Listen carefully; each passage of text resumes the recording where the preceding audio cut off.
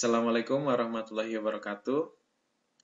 Selamat berjumpa kembali dengan saya pada mata kuliah bahan alat penangkapan ikan.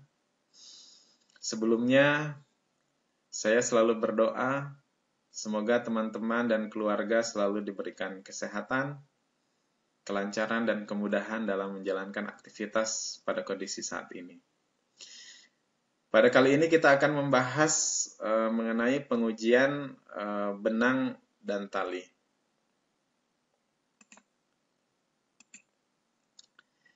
Mengapa kita harus menguji ya benang dan tali? Ya. Hal ini tentu kita bertujuan untuk mengetahui karakteristik dari benang dan tali itu sendiri. Ya. Karakteristiknya apa saja yang biasanya kita uji atau kita cari ya. Yang pertama biasanya tentang sifat anatominya, ya, panjang seratnya, kemudian kerapatan seratnya, ya, jenis seratnya. Kemudian yang kedua sifat fisik, ya, diameter, kemudian jumlah pilinan, arah pilinan, panjang dan seterusnya. Kemudian yang ketiga sifat mekanik. Ya, sifat mekanik ini salah satu yang sangat penting ya, karena biasanya kita akan mencari kekuatan putusnya, kemuluran, ya, ketahanan geseknya.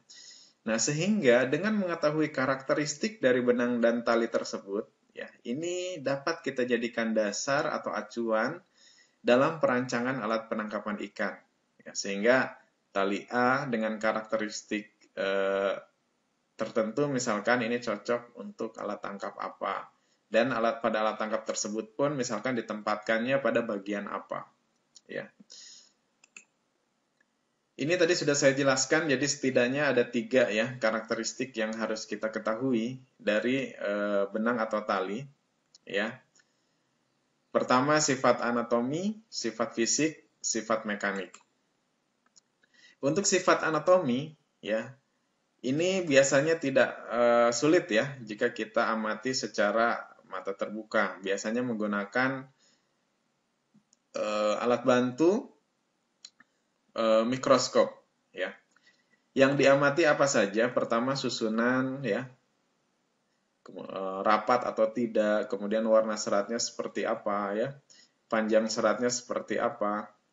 Nah ini nanti sebagai dasar, misalkan tali tersebut membutuhkan ketika dipilin membutuhkan serat berapa gram untuk tali misalkan 2 mili, sehingga tali yang dibentuk itu sesuai ya, misalkan kekakuannya, kekuatannya itu sesuai.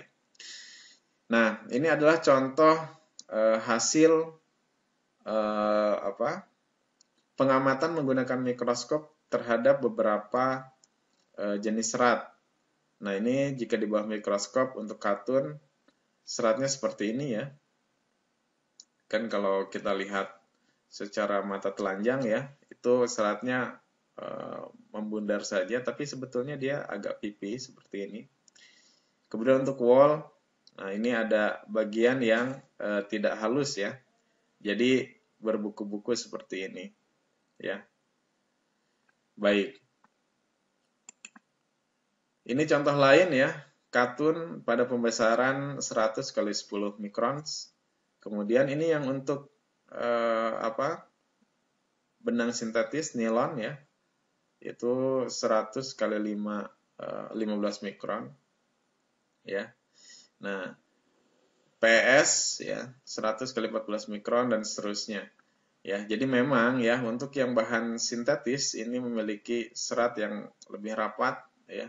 Sehingga memang kekuatannya nanti untuk yang sintetis ini biasanya lebih tinggi daripada yang alami ya kekuatan putusnya. Kemudian ini masih gambaran lagi ya, bagaimana serat-serat alami ya, jika dilihat di bawah mikroskop, baik secara vertikal ya maupun secara dilihat secara potongan melintang ini dari atas. Ya.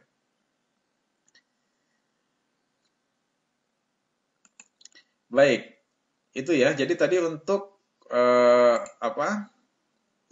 pengamatan anatomi sifat anatomi ini nantinya fungsinya itu ya. Jadi ketika kita akan membuat tali ukuran 2 mm misalkan.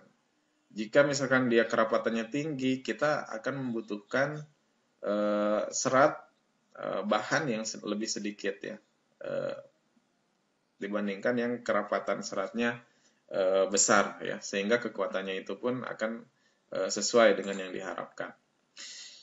Selanjutnya untuk sifat fisik ya, apa saja yang diamati ini berat ya.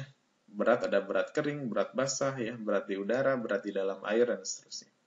Kemudian diameter, kemudian ply number ya, jumlah ply, arah pilihan, konstruksi benang ya, warna dan massa jenisnya ya. Untuk berat ini bisa langsung kan ya, kita pakai timbangan ya. Untuk diameter bisa diukur dengan bisa menggunakan jangka sorong ya atau penggaris ya. Ply number ini bisa dihitung langsung. Arah pilihan bisa dilihat langsung ya. Jika masih ingat arah pilihannya ada dua ya, S sama Z. Kemudian konstruksi benang ini nanti dilihat mulai dari fibers, kemudian ke ply hingga nanti ke tali, konstruksinya seperti apa ya, terdiri dari berapa ply ya dan seterusnya. Kemudian warna ya dan massa jenis.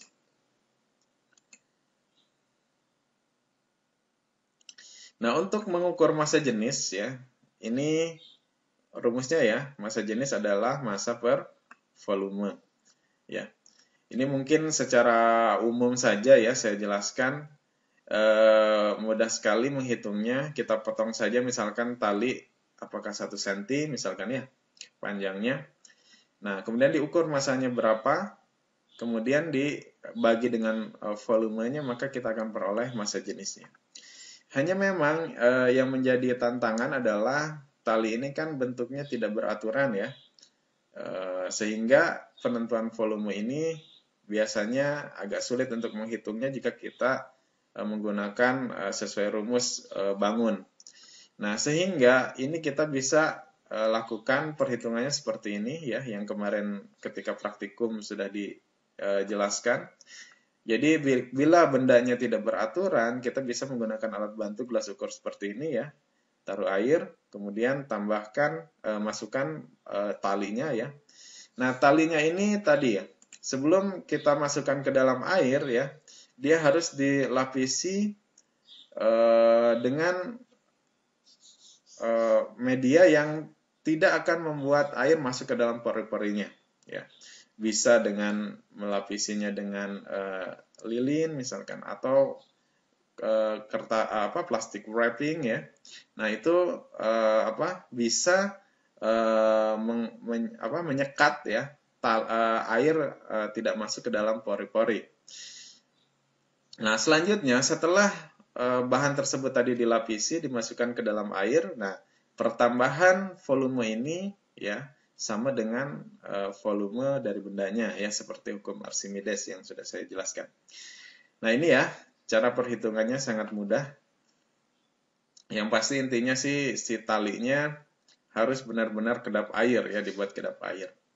Nah, untuk ketelitian yang lebih baik bisa juga misalkan nanti ya kita pakai kertas wrapping nih, kertas wrappingnya banyak, bisa jadi kertas wrappingnya nanti bisa menambah volumenya kan, jadi tidak pure volume talinya.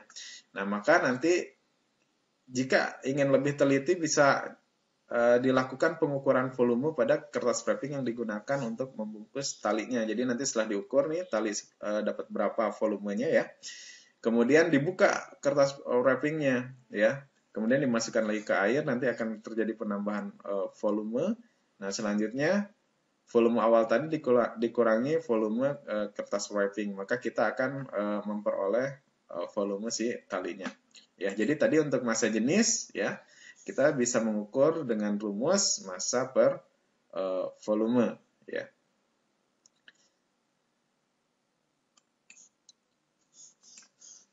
Kemudian untuk berat tali ya, ini bisa diukur langsung berat di udara ya. Kemudian bisa juga berat di dalam air ya. Ini rumusnya saja, atau bisa juga dengan pengukuran langsung ya. Kita siapkan tali, kemudian timbangan di udara berapa, kemudian masukkan ke dalam air jadi berapa. Ya, terutama untuk tali-tali yang alami kan dia sifatnya tenggelam ya, jadi mudah menghitungnya. Ya. Kemudian ini untuk mengukur diameter ya, dapat diukur menggunakan jangka sorong. Mana? Oh ini ya. Atau dapat pula diukur menggunakan mikrometer seperti ini. Talinya ditaruh di sini ya, kemudian nanti akan keluar berapa diameternya. Atau dapat pula menggunakan mikroskop ya. Biasanya mikroskop yang sudah terkoneksi ke dalam laptop ini kita bisa lihat nih. Kita ukur diameternya berapa, langsung kita kasih garis, tali misalkan sudah diperoleh, kasih garis saja, nanti akan keluar panjang garisnya berapa dan itu adalah diameternya. Atau jika kita tidak memiliki peralatan ya yang memadai seperti ini, kita bisa menggunakan penggaris saja seperti biasa. Ya. Nah, ini caranya dililitkan pada suatu benda, misalkan ini contoh dililitkan pada pensil ya. Beberapa lilitan ya. Contoh ini ada 10 lilitan. Kemudian setelah diukur menggunakan penggaris, dia panjangnya 5 cm. Nah, jadi nanti diameternya adalah 5 cm dibagi 10 lilitan tadi. Ya, jadi mudah saja ya untuk mengukur diameter ini.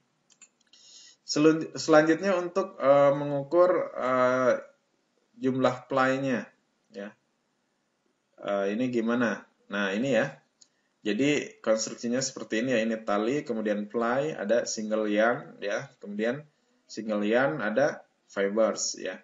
Nah, ini jumlah ply itu ini ya sebelum jadi tali. Jadi tali ini terbentuk dari berapa ply. Nah, kalau ini ya contoh yang ada di gambar terbentuk dari 3 ply. Ini tali 1, 2, 3 ya. Kemudian selanjutnya ya, setelah sifat mekanik tadi diperoleh, sifat fisik tadi diperoleh, sifat anatomi sudah diperoleh ya. Kita juga bisa melakukan sifat pengujian terhadap sifat mekaniknya. Ya, apa saja? Nah, untuk sifat mekanik ini ada breaking strength dan extensibility ya. Ini kemarin di praktikum sudah panjang lebar dibahas ya. Kekuatan putus dan pertambahan panjang ya. Ini istilahnya extensibility, elongation ya. Itu sama ya, pertambahan panjang. Ini breaking strength atau tensile strength itu sama ya. Kemudian ada juga shrinkage dan lengthening ya, atau pengerutan dan pertambahan panjang tali ya. Kemudian ada juga ketahanan terhadap gesekan ya. Kemudian ada juga pengujian untuk kekuatan simpul ya. Kemudian kita juga bisa menghitung ya sifat mekanik ini sinking speed atau kecepatan tenggelam ya. Dan yang terakhir keuletan atau toughness ya. Nah, jadi pengujian-pengujian ini tentu tidak harus semuanya dilakukan ya. Nanti tergantung misalkan kita perlunya apa sih? Misal kita untuk persen ya. Persen ini kan memerlukan alat ya yang memiliki kecepatan tenggelam yang tinggi. Ya, mengapa? Karena biasanya dia kan melingkari gerombolan ikan yang merupakan perenang cepat ya. Diharapkan sebelum ikannya lolos nih jaring sudah terpasang sempurna sehingga dia harus tenggelam lebih cepat ya gitu kan. Nah, oleh karena itu kita bisa menguji salah satu acuannya adalah ini ya. Untuk sinking speed-nya ya, kita cari nih material yang kecepatan tenggelamnya lebih cepat. Nah, ini contoh ya. Ada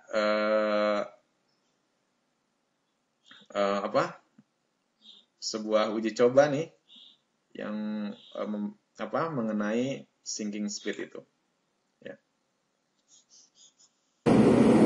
Bandingkan antara PA dengan PE ya. Sorry, PS, polyester. Polyester.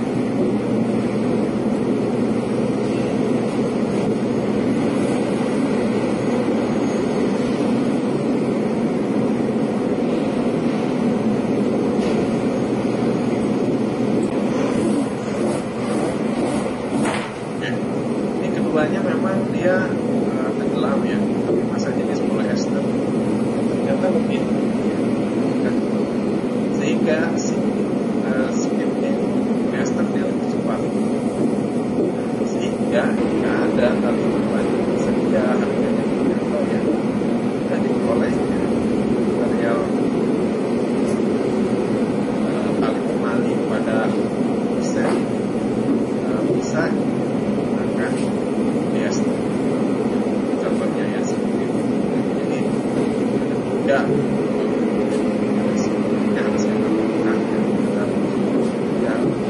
kebutuhannya untuk mencari apa ya. Oke, ini breaking strength ya, yang kemarin sudah kita bahas ketika praktikum ya. Saya rasa sudah paham semua ya. Ini sama ya, breaking strength, istilah-istilah ya, breaking strength dengan tensile strength ya. Kemudian ada breaking strength mesin. Nah ini ya, kemarin ada istilah UTM, Universal Testing Machine. Kemudian ada istilah breaking strength mesin. Ya, bedanya apa? Ya, kalau yang breaking strength mesin ya, ini alatnya dia lebih sederhana. Ya, ukurannya biasanya juga lebih kecil, atau dia hanya digunakan untuk mengukur breaking strength saja, ya, kekuatan putus saja. Nah, lain halnya dengan mesin UTM ya, Universal Testing Machine, dia bisa menguji beberapa ya, selain breaking strength ya, kekuatan putus, uji tarik, bisa juga uji tekan ya, uji geser dan seterusnya ya. Nah, sehingga itu kenapa dinamakan Universal Testing Machine ya. Jadi bisa menguji beberapa faktor ya selain breaking strength. Ya, jadi tidak usah bingung ya. Kemudian untuk istilah yang lain ada breaking strength tadi sudah dijelaskan, breaking load ini adalah beban ya maksimum ketika tali putus ya. Kemudian breaking length, nah ini sama dengan elongation ya.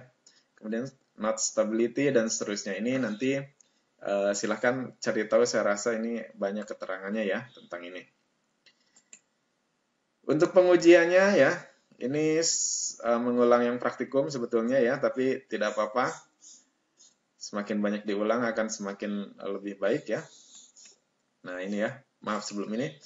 Nah ini yang penting nih, yang nomor 3 ya. Ketegangan standar sebelum pengujian dilakukan yaitu ketegangan yang tidak mengakibatkan perpanjangan pada bahan. Ya. Maksudnya adalah ketika dipasang ya si tali di sini ya antar grip ini jangan sampai posisi awal ini sudah tertarik dan menambah panjang dari talinya ya.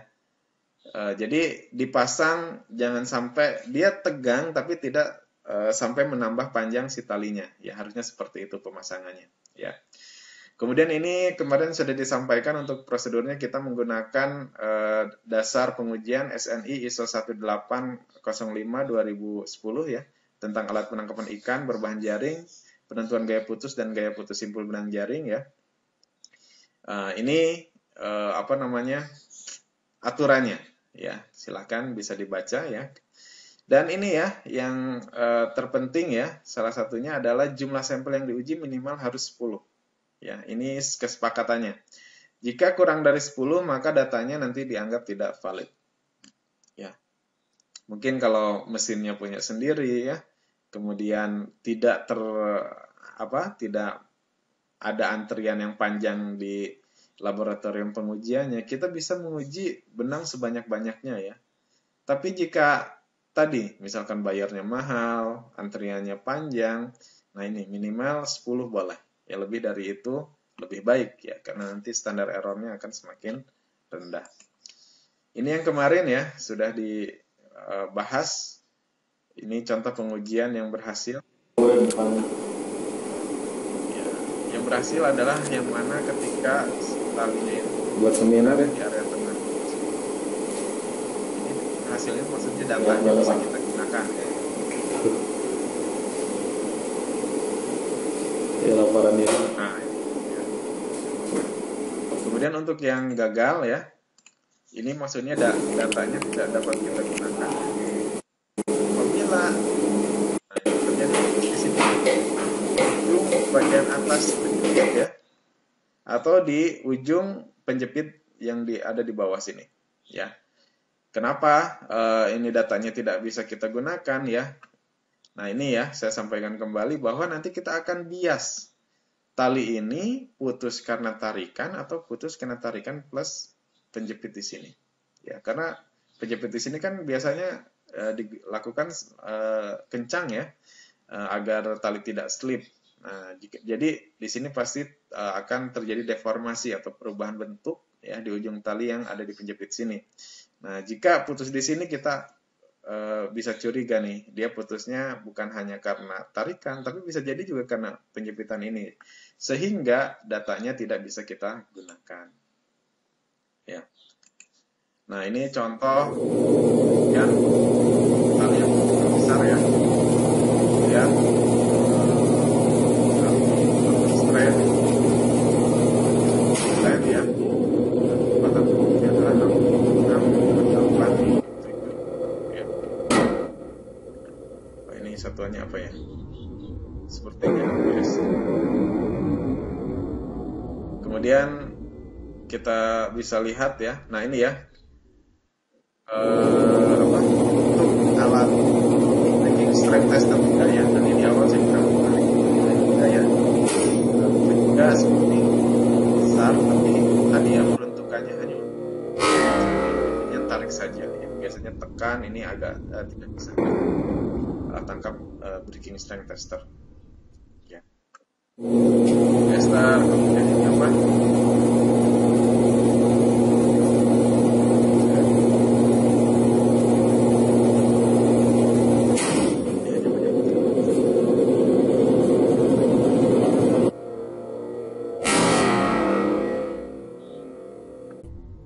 Oke, baik ya. Selanjutnya shrinkage dan lengthening ya. Nah, ini maksudnya seperti ini. Tali itu kan ada yang sifatnya elastis, ada yang plastis ya. Elastis berarti dia ketika terjadi tarikan kemudian ada penambahan panjang ya. Nah, itu dia dapat kembali ke panjang semula, maka dia dinamakan elastis. Tapi ketika dia ditarik ya, kemudian pertambahan panjang ya, terjadi pertambahan panjang dan dia tidak kembali, maka dia sifatnya adalah plastis ya. Nah, untuk ini bisa beberapa macam pengujian ya. Bisa tali digantung yang seperti teman-teman sudah dilakukan ya pada saat praktikum. Digantung talinya, kemudian diberikan beban berapa kilo dan seterusnya ya, 2 kilo, 4 kilo dan seterusnya.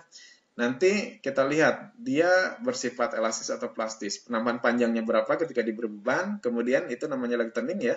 Kemudian ketika beban dilepas, talinya kembali atau mengalami shrinkage ya, pemendekan berapa persen ya.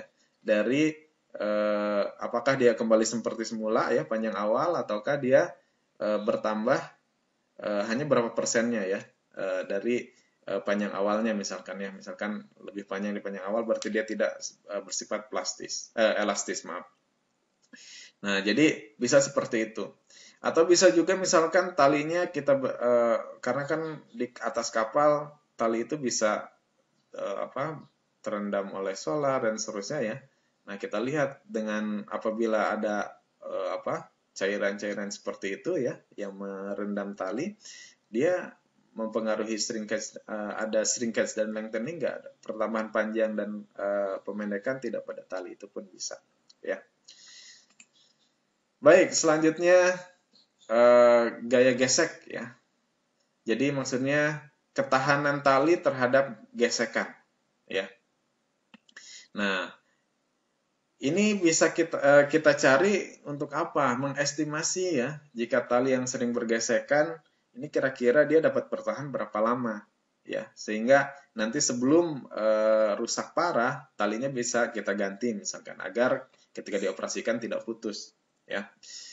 Nah, ini tali itu dapat bergesekan terjadi dua cara ya. Pertama, bahan jaring atau tali ya bergesekan dengan objek yang keras ya, bisa dasar perairan atau badan kapal ya.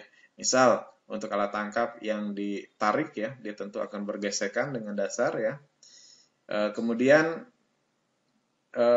maaf, ini alat tangkapnya yang di dasar ya, maka bergesekan dengan dasar. Kalau yang ditarik tapi di permukaan tentu tidak. Kemudian ketika dioperasikan, penurunan dan penaikan jaring ini biasanya bergesekan dengan dinding kapal kan. Nah ini ya contohnya. Atau badan jaring bisa bergesekan juga dengan bahan itu sendiri. Ya, antar simpul, antar lapisan jaring. Misalnya ketika disimpan di atas kapal ya, kemudian akan diturunkan biasanya kan cepat ya, kapal jalan. Nah ini biasanya bergesekan selenian kapal dengan jaring itu sendiri. Ya. Nah tapi catatannya ya untuk pengujian kejadian pada saat pengujian benang ya, contoh bisa bergesekan hingga putus ya. Contoh bisa bergesekan untuk waktu tertentu mengubah sifat bahan. Oke. Jadi maksudnya ketika dilakukan pengujian ya, ini bisa talinya itu hingga putus ya. Atau ya, dia tidak putus tapi dia bisa merubah permukaan benangnya ya. Pengujiannya bisa sampai putus, bisa juga tidak. Nah ini ya catatannya ya, hasil uji lab ya untuk tahanan terhadap gesekan ini akan berbeda dengan kondisi lapangan. Ya, maksudnya adalah tentu ya di kondisi di lab misalkan kita menguji sama-sama dengan besi misalkan, tapi kondisi besinya tentu akan berbeda ya, gesekan tali dengan besi misalkan. Kondisi besi di lab tentu akan berbeda dengan besi di kapal. Ya, bisa jadi yang di kapal sudah ada karat ya, ada teritip ya, sehingga nanti permukaannya akan lebih kasar, tentu nanti akan lebih mudah rusak talinya jika bergesekan dengan media tersebut. Nah, sehingga hasil uji lab ini tidak mutlak, hanya dijadikan sebagai dasar saja ya. Dasar jika dengan besi akan sekian, tapi dicek lagi permukaan besinya seperti apa ya. Kemudian tentu serat alami atau nabati ini lebih rendah ya dibandingkan serat sintetis. Ya. Nah untuk serat sintetis ini pun yang serabut pendek ini biasanya kekuatan tahanan terhadap gesekannya lebih rendah dibandingkan yang serabut panjang. Ya. Jika ada perlakuan biasanya tahanannya lebih lama, maksudnya ada misalkan pada yang nabati atau yang alami ini ada pelapisan pakai ter misal. Nah, perlakuan kan, nah itu akan meningkatkan ya kekuatan gaya geseknya. Ya, dan pengujian gaya gesek ini atau gesekan tali terhadap benda ini akan menyebabkan benda permukaannya menjadi kasar. Nah, ini contoh pengujiannya. Are winching, lifting, and mooring. Parameters such as load, cyclic frequency, ini mesinnya ya, angle, ini sudutnya bisa diatur ya. and type of contact surface significantly affect the durability of the constructions applied in a specific application. Mungkin ini baja ini. Nah, ini sudutnya bisa diatur ya. Sehingga yang Let's have a closer look at each of the three typical examples. A module is shown which simulates the abrasion during winching of synthetic fiber ropes. While winching the construction, the external abrasion becomes clearly visible over time. Nah, bisa juga disimulasikan As slings, and more specifically, the protective sleeves, used for example, coil handling, are exposed to sharp edges, a specific module has been designed to represent these edges. Finally, in commercial shipping, mooring lines are in contact with fair leads. The test module used comprises a part of a real-life fair lead. Abrasion of constructions is determined until a predefined number of cycles for retention strength measurements or until failure. Are winching. Ini contoh pengujian gesekan yang lain ya.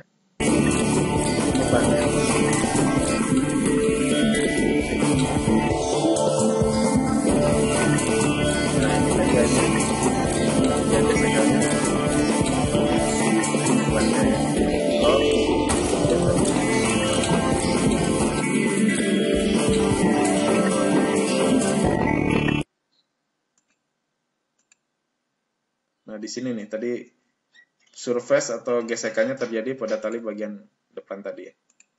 Jadi nanti naik turun saja dia dihitung sampai berapa kali gesekan. Ya. Ini yang terakhir ya, pengujian gesekan. Hey, this is Luke Simons with Salt Strong. Today we have another fun line abrasion strength. Maaf. Terjadi gesekan. Hey, this is Luke. Structure like a fish is taking do the twisting aspect and let you know that as well. All right, so the first test, we're going to do the side-to-side motion test, side-to-side abrasion. So the braid is the yellow, the mono here is on this side, the clear, and then we're going to go ahead and get started. And this is the one that I tested before and was shocked at how fast it happened. And so you just saw it, the braid literally disintegrated on the first test. So we're going to go ahead and keep on moving this mono and see how much longer it can stand. But again, that was pretty shocking. Baik, itu saja materi kita pada hari ini ya. Semoga ada manfaatnya. Assalamualaikum warahmatullahi wabarakatuh.